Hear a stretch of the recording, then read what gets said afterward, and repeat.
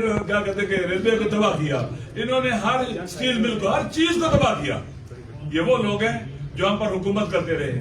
اب باقی ماندہ پاکستان اس طرح کی آنی ترامیم کے ذریعے لوگوں کے سامنے سارے پازیٹیو طریقے سے جدوجہد کر کے چینج لانے کے راستے بند کر دیے.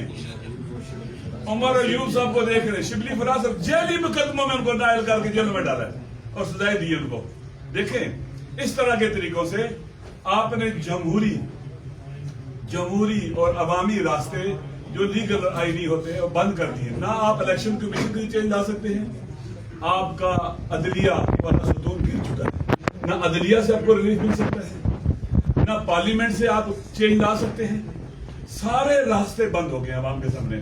پاکستان کے عوام بلوچستان سے لے کر سندھ سے لے کر پنجاب اور اسی طرح سے KPK گلگت بلتستان اور باقی ریاست کشمیر، آپ سب کو جان لینا چاہیے کہ آپ پر ایسے لوگ مسلط ہو گئے ہیں جو ہر چیز تباہ کر دیں گے، اپنے چھوٹے چھوٹے مفادات کی خاطر پاکستان کو ڈبو دیں گے.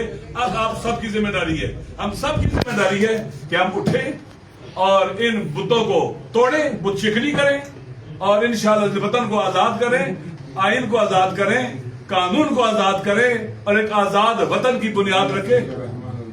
مولانا فضل الرحمان صاحب اور JDI کا انہوں نے بھی ہمارے ساتھ اس کا بائیکاٹ کیا ہے، اس کو ووٹ نہیں کیا ہے. اب ان کا بھی شکریہ ادا کرتے ہیں.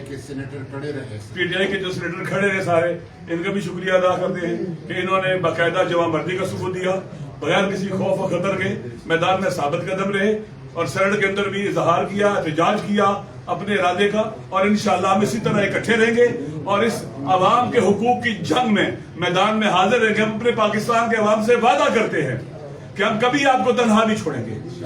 لیکن یہ ذہن میں رکھ لیں، اگر عوام ساتھ نہ دیں تو تخت پر فرعون بیٹھ جاتا ہے اور موسیٰ کو شہر سے نکلنا پڑتا ہے.